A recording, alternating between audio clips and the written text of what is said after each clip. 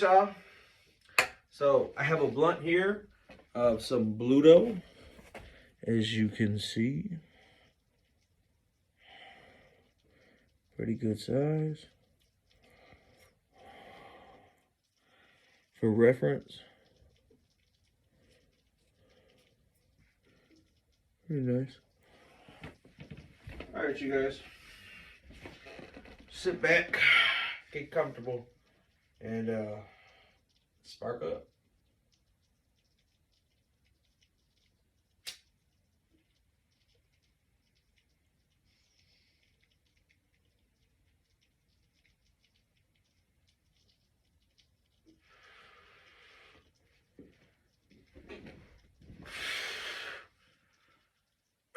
All right, so let's hop right into the video.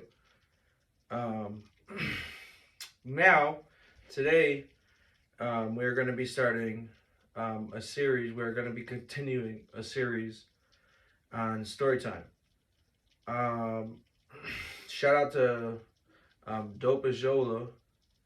He's the one that influenced me on how to do a story time. Seemed like a good idea. And yeah, let's kick back and let's get started. All right, so I have this blunt rolled of some, what is it called? I think it's Bluto. I'm not sure. Yeah, I think it's Bluto. But listen, let's hop right into it. All right, so let's talk about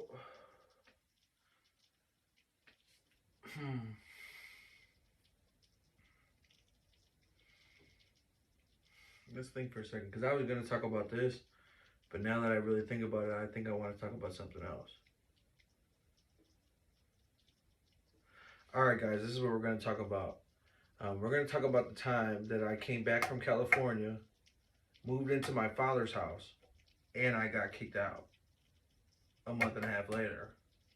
And he basically put me onto the streets. But I have a good grandma, which has always helped me out, which has been a more help to me than my dad ever has been in my life, ever. So, hey, in my opinion, my grandma and my mom could basically be both my parents, in my opinion. And in my brother's opinion, and in my younger brother's opinion, most likely, even though he's the favorite, he gets along with my father, etc. You know, my dad's a dickhead, and he's stupid. He's an amazing carpenter that never made any furniture.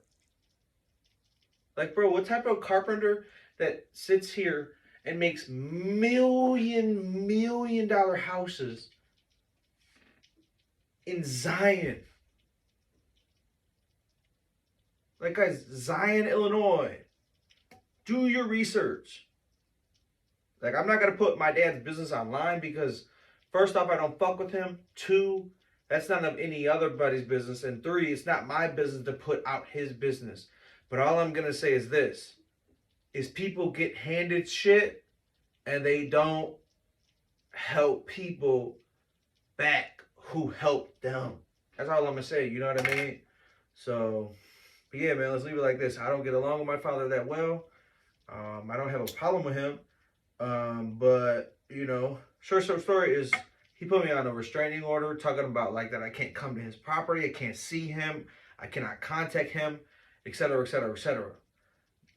So yeah, you know, what's so bogus is, you know, he thought I was still smoking weed, but the thing is, was like, how did you still think I was smoking weed when 1, I didn't have any money, 2, I didn't have a car, 3, I didn't have any friends, I didn't hang out with anybody, I literally did nothing. I had no job, I had no income, I had no way to get cannabis at all.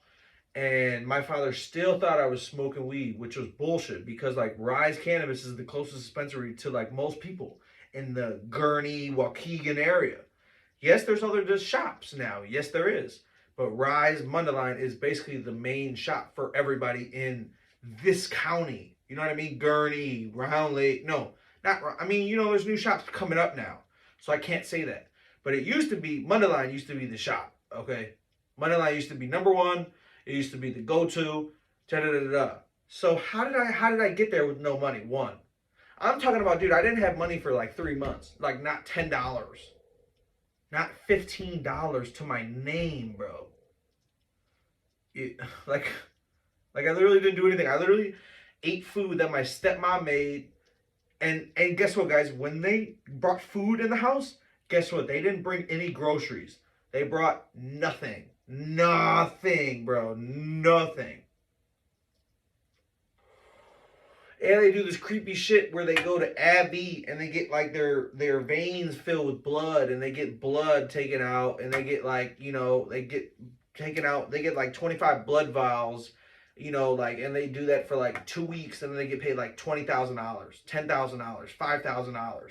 And yes, that's a lot of money. But dude, I'm not doing that shit. I don't know what they do with that, bro. I don't trust those big pharma people. Bro, they keep your blood for 20 years. I went there and tried it out, right? I didn't try it out. I tried out the audition. I got accepted and I declined. But when I went to the audition, bro, they took my blood. Guess how long they kept that blood for? They're going to keep that blood for 20 years, yo. Bro, that's a long time to keep somebody's blood that, one, you don't know. Two, now you have their blood. You could do so much shit with blood. One, you could set somebody up. You could do this, you could do this, you could do this, you could do this. I don't know what they do with that shit.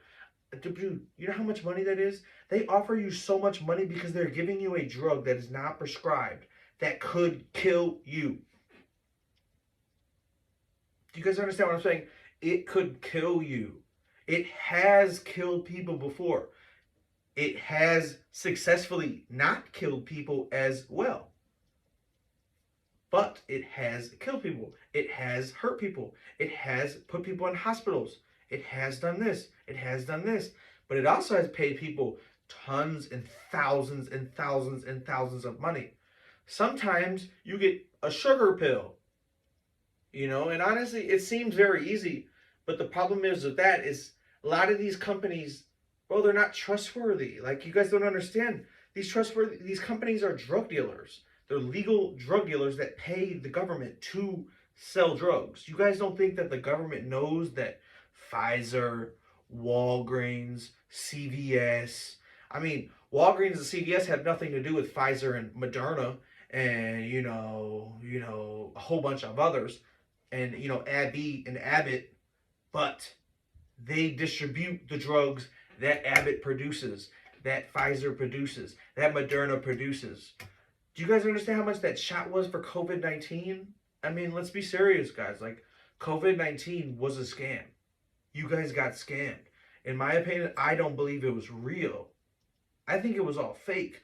I don't know how it's all fake, and I can't really prove that it was all fake, but I can prove that I didn't get it, and I didn't die, and I was on the street when that happened. I was literally basically homeless.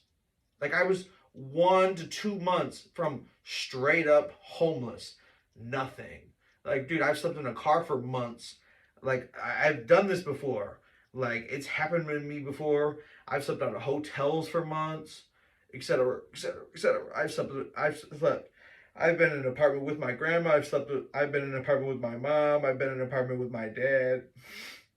I had my own, etc., etc. I mean, there's levels to this, and stuff happens in life, and I'm pretty young, so it's not like I'm 30 years old on the street.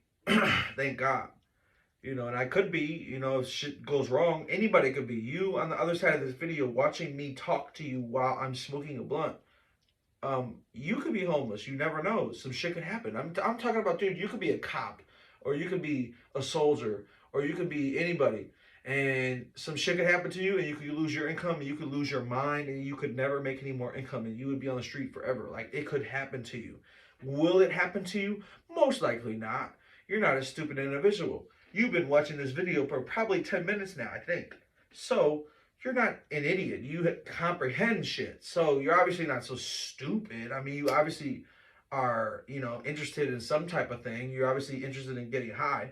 But getting high to a standpoint is not that bad, but it can be a bad standpoint if you're using other drugs, etc., etc., etc. But yeah, man. So back to the standpoint is so basically he kicks me out. I woke up, took a shower, woke up to the police. I'm naked, like I'm literally have a robe on my body. Three police officers, fucking one dude, one girl, come in there and they're fucking yeah. You gotta go. You gotta order. Oh, it wasn't a warrant. It was an order of protection. So now I have an order of protection on me. So I have nowhere to go. I have no car, no money, no resources, no friends, no family really. And like, dude, the police literally picked me up at 9 in the morning and told me to grab all my stuff, put it in a trash bag, and to leave. A trash bag, bro. Like, I'm talking about put all my stuff, just hairspray, all my clothes, just shoot, shoot, shoot, shoot. And mind you, I literally lived like a prisoner when I was at my father's house. I literally lived a little ass bed, a little Pac-Man machine. I put all my shit there like I lived in jail. Bro, that's how they live in jail, dog. They don't have tables and shit, dude. I had a little ass bed and like a little thing. And I'm not being ungrateful, but the problem is I kind of am, because it's like when you welcome somebody into your home, how do you welcome into your home like that? Like, bro, who the fuck who does that, bro? You can pay $500 for a bed. This man makes over $1,500 per rental for 10 rentals. I mean, let's just be honest, bro. Come on now, bro. That's over $10,000 a month. And he still has a job that he works every single week. Like, I don't understand him. You know, I don't want to understand him. That's him. Fuck him, to be honest with you. My older brother, he doesn't mess with him either, to be honest. And my little brother, I don't want to say their names because, you know, one, I don't really speak to them that much. I don't have a problem with them at all. Evan, I don't really talk to at all. Jake, I don't talk to at all either. But Jake is cool. Jake, I don't have a problem with Jake. Jake's fine. But I don't really know what Jake's doing. Because Jake, in my opinion, I think Jake still thinks he's still in high school. He hasn't hit the fact that he's out of high school and there is no going back. I mean, you guys have to understand, when you're out of high school, you're out of high school. You will never go back to high school. So you, as a human being, as a male or as a female, you need to figure out how to adjust your mind into not thinking like a high schooler, because you're not in high school anymore. Stop thinking like a high schooler. Stop having the mindset of a high schooler. And stop caring about what people think. Because if you care about what people think, guess what, dude? You're not going to progress. Because if you still think like a 16-year-old when you're 24 years old, you're going to be lost. Like, when you're older, dude, you have to pay money for bills. You have to pay for your car. You have to pay for your car insurance. You have to pay for tolls. You have to pay for gas. You have to pay for food. You have to pay for rent. You have to pay for your lights to be on. For this light to be on, I have to pay a cable company every single month. You have to pay for your water. You have to pay for your electric. You have to pay for things you would like in your house, like this table and this lamppost and this speaker and this lighter. And, you know, you have to eat, but you also have to drink. I didn't even mention drinks. Most people, when they add up their grocery bill, they only add what they're going to eat. What about drinking? Because I don't know about you guys, but I drink a lot more than I eat. What about little shit around your house? That costs money, that costs money, that costs money. And I'm going to tell you guys this. When I moved into this house, I was already sleeping in the car. Dude, I got thrown out literally to the streets. And I slept in a hotel. I slept in the shitty hotels and got moved around. And I finally was able to secure a car, and then was finally able to secure an apartment. And I'm still struggling a little bit, and it's hard, but, you know, I'm dealing with it, but, you know, it's still, you know, a little stressful, because I don't understand why they add, you know, the $40 heat bill. But, you know, I mean, it is, luckily I've been paying my rent, but it's a little expensive, and it is. And food's expensive, and, you know, gas is expensive. So you have to remember, dude, you're not in high school anymore. So just get out of that mindset. Because once you're not in that mindset that like, you're going to wake up and you get to decide what you get to do every day, I mean, it doesn't matter, bro. Like, you get to decide. When you wake up out of bed, you open those eyes and you decide, hey, I'm going to wake up and do this. Or I'm going to wake up and do this, right? I mean, you make a decision every day. You know, I mean, some days I don't make the decision. I'm lazy sometimes, to be honest. Like, I've been lazier this past week because I'm tired. I'm very exhausted. Dude, I came out of jail and I was so tired. Like, dude, I don't know how people get that much sleep in there, but I was sleeping throughout the night, but I wake up super early. So I'll be up at 7, 8 in the morning and it drags. And mind you, bro,